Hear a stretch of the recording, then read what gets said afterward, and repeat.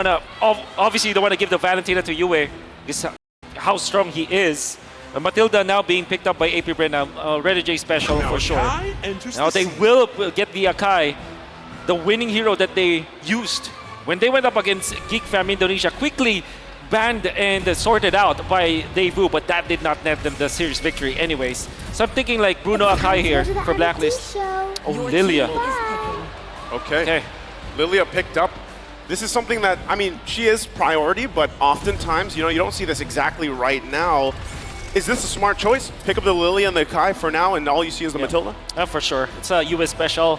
You know for sure that the Faramis is going to be a consideration for APBren, as well as your typical marksman. There's consideration of getting the 1-1 now, but knowing APBren, after seeing what they saw in the previous series, maybe they might just go for the Claude instead for this particular slot. Coach Dieb did do well to cover up their bases, denied the Claude very often, but it looks like it doesn't matter. Again, if it's open and you have that mid lane trio to activate the 1-1, make Super Marco's lane a little easier to hit and get online, then by all means. It's going to be the Claude immediately answered by Blacklist International.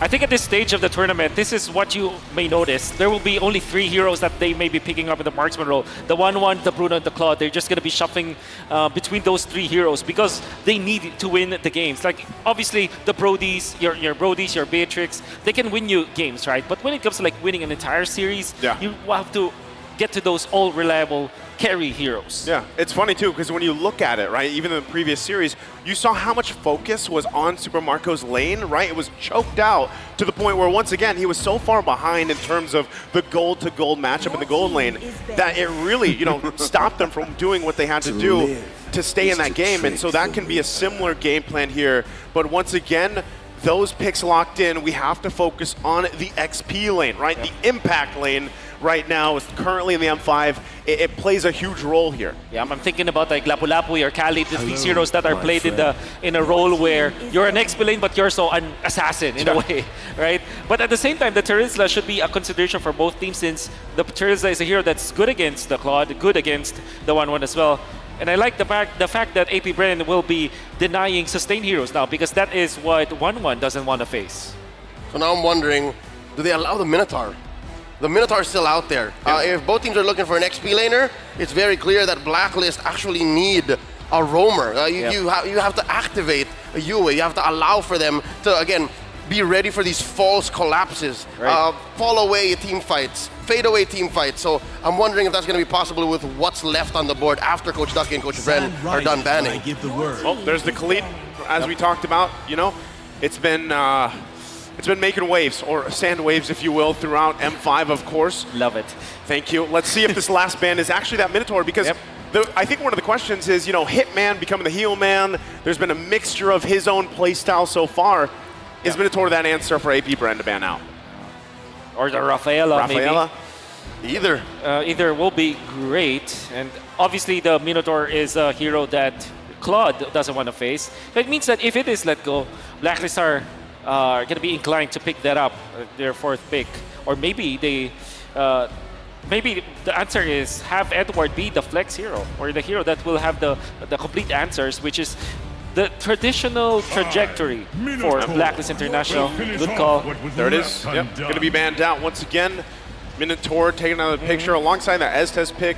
So, heel man, what's left for him? Rafaela. That's about Rafaela and Tigreal, perhaps. We don't want to mention the Florin. Nope, that's a bad word. Okay. For now, at least. Again, Florin hasn't been performing very well here in the world stage. Looking at Blacklist again, I agree. Maybe Flex Edward. The Arlo hasn't been banned yet. The Arlo. Yeah. Arlo is pretty solid. Yeah, J also likes that. You overload the CC. Yep. You overload the Purify. It has a combo with Akai as well. I will choose my own. Very good. Well done. Well done. It's picked up here. I know my Abunjingjing. I know my Hitmans. Makes sense though, right? I mean, go ahead and pick it up. It also helps you kind of deal with if there's the instance where you have your guiding winds to kind of play against, and the movement speed and everything else from APBren. At least you have another option, right? But still, you got to work around once again the heavy spin, being able to find out these lockdowns yourself. So, what are the next 2 responses here? There could be a Minotaur for the side of APBren, as well as the as well as maybe a Banned out? It's banned out. Oh, Yep. it is. I think Tigreal Tigreal, there you go. for Another for Ogwen. At the same time, pull. maybe they want to go Kaja instead. Oh, but Kaja has very low win rate. Yeah. But the thing is, okay. Whoa, whoa, whoa, whoa, whoa, whoa. Because Blacklist International can pick up a Diggy in their last pick. So this is like that sort of that double mage setup. Once again, you know, you have the Matilda, you have the Novaria, right? Working Yeah. together this time around. And so what's the answer here from Blacklist?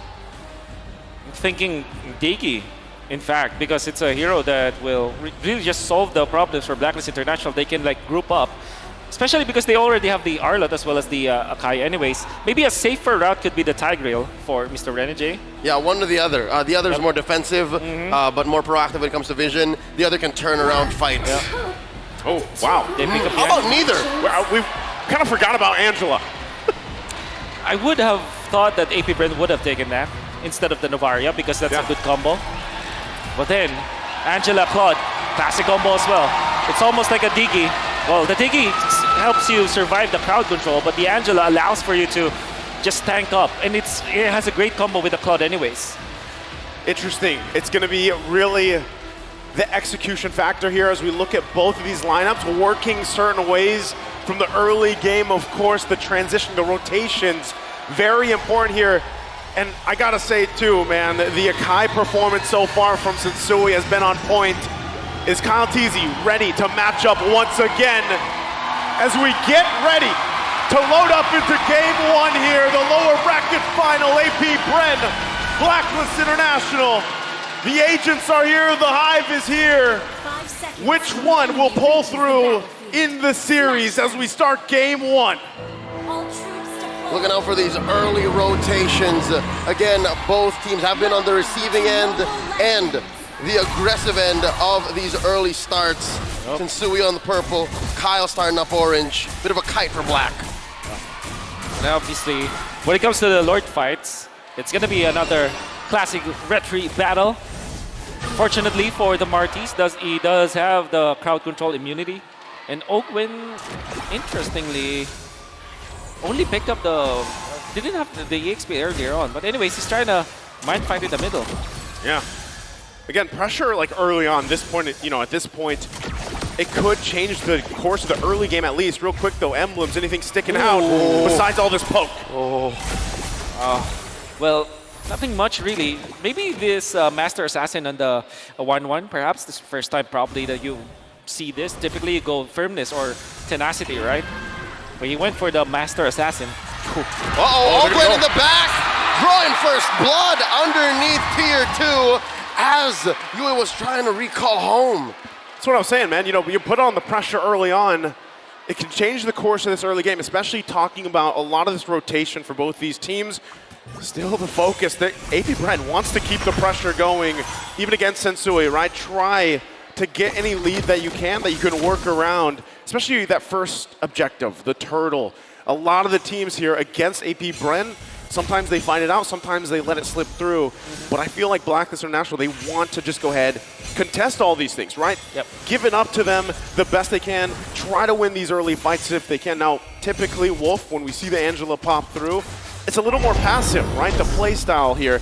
And even the variation, we've seen Angela's pick up focusing Mark. This time around, it's not. It's the Imperial Rage. I guess the idea here for Blacklist International is to go classic Ube, wait for 7 minutes, wait for 8 minutes, and then fight afterwards. Here we go. Turtle already up. Slight pull for APBren. Heavy spin spent out by Sensui already. Edward flickering on. Kyle Teasy pops him with a decimate. Renegade flickering on through.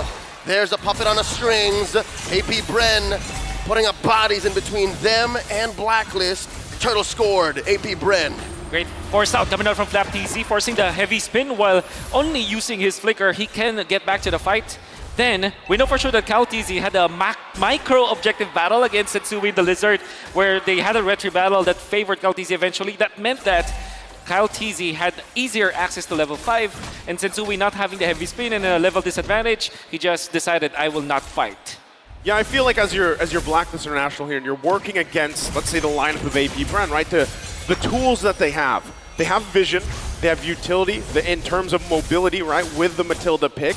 That's really what's going to favor them early on. Once again, as Blacklist International tries to build up here, trying to buy some time, of course, that's the thing with Claude, right? You need to be able to build up on this Claude real quick as items are falling into place. Yep. Anything here happening, Wolf, sticking out? Maybe the defense is going to be important. Sensui, interestingly, will try to fight this purple. Gets it, actually. Yep, spends his retribution. The Astro Echo spots a few. Sensui displaced, forcing a heavy spin. Circling Eagle, knocking up 2. 3 members of Blacklist push back into their jungle. Wow. A disengage. Yeah, they get out with it. He gets away with it. Literally just walking in front of the members of APBren, gets out with the help of his teammates. And then all of a sudden he equalized, because I was just about to say that Blacklist International kind of needs to secure levels onto Sensui, which means that they need to secure the jungle again. The fact that they got a purple buff away from APBren, that's pretty massive in terms of their recovery. Gentlemen, I can't believe it. He committed Grand Theft Purple with 0 punishment. Now up top, Renegade in trouble. Circling Eagle committed by Ogwin. Wow. That's enough damage. Kyle Teasy using the Decimate. Now it's Oheb's turn. BMI on out. Staying underneath his turret. APBren pushing the advantage. Going up about 2,000 gold ahead. Super Marco looking to take the skies. Blazing Duet versus the Crossbow Tang. Marco wins. Oh, that's tough, right? You blazing duet, but unfortunately, you can't shoot up too much into the air there with the air time. Now, once again, Turtle going to be up here, second one of the game. Blacklist in position. It was all horizontal. We need to go vertical. Edward gets a heart guard in him. The hitman healing him up. Not enough. Ogwin gets the kill. Turtle still standing, down to a fifth of its health. Blacks International with the pull. Kyle Easy coming in with the steal. Sensui backing off. Still has a heavy spin in check. They disengage, losing 100%, going over to AP. Great decision from APBren to turn onto heroes first, as they have found an opening onto Edward. You can say that Renegade's usage of the ultimate might have been a second too late. That meant that even after the shields, the damage output of APBren was enough. And then the entry battle won by Kyle Teasy. It's definitely APBren's early game now. Yeah, speaking of early game, once again, at this point in the game, you're nearly 4K ahead. Blacklist International, the way they want to adjust to this is, again, buy some time, let scaling happen here. But still also, the other thing as well is UA, right? Usually when you see these Lilias, they pop out a ton of damage, but he's going to kind of have to wait for that. He has to wait for some of these setups to happen, which is on the shoulders right now of mostly Edward with his Arlot pick. But you can see APBren just not really given a chance for them to breathe, right? They want to continue on. Super Marco putting quite a bit of damage onto Oheb. APBren have done more than just checking. In terms of an MMA fight, they've been stepping forward, looking for these feints, looking for these sweeps, and that's what explains this 5K gold lead, 5-0 at 6. And even if Blacklist got a solid haymaker, a solid check under the chin, stealing a purple, APBren didn't even need it. Yeah. Like RTC is in the zone right now, I would say. The way that he utilizes the ultimate is always pixel perfect. You wouldn't think that it will be enough to get kills, but so far his 2 kills were well-calculated usage of the Decimate. Ooh, few hits. Swiping away, Kyle Teasy putting Sensui down, half health. Hogan pushing them back. This mid lane in tier 1 is the only one standing left for APBren, the slow assault. So given this situation, we're seconds away here from the last turtle of the game. Is Blacklist International better just giving this up? Wolf, let it be. Just give it up, get ready for the Lord. Yeah, absolutely. If they can defend by not dying, go for that. But if they will lose more in defending turrets or defending like turtles, it's absolutely not going to be worth it. Sensui might try to go for this, but Kyle is level 10 and he gets poked. That's it. Yeah. That's 3 spotted. Sensui used the heavy spin, pinning Super Marco. Dashing on through, clearing it off. Cleansing it. Edward in trouble. Taken to the skies with the Wow. Gonna go in. And there it is. Crossbow Tang jumping through. Yue gets popped by Flapteasy, knocking him out behind tier 2. And with that, APBren forced the advantage. Couple of kills plus a turtle. Still going to be putting the pressure there in the mid lane. We'll get the tier 1. But that was Sensui starting that, trying to get a possible steal if he could, but just completely zoned out, because right now that is the difference, that gold, that economy in favor of APBren right now. The Filipino cannon! Popping away, putting him into a 10th of his health! What was that? Ooh, that is Snowball, ladies and gentlemen, with the deadly blade. Or the Sea Halberd, I mean. All the way. All the way for Flapteasy. No defense items whatsoever. He wants to go for the quick annihilation, knowing full well that Oheb does only have a sprint. Later on, with the sprint being popped, his flicker will be even more deadly. Flicker combo against Oheb will be going to be difficult to deal with later on. That's the thing too. You see how many items there are from APBren to deal with that sustainability, you know, from the Angela pick. There's 3 now on them.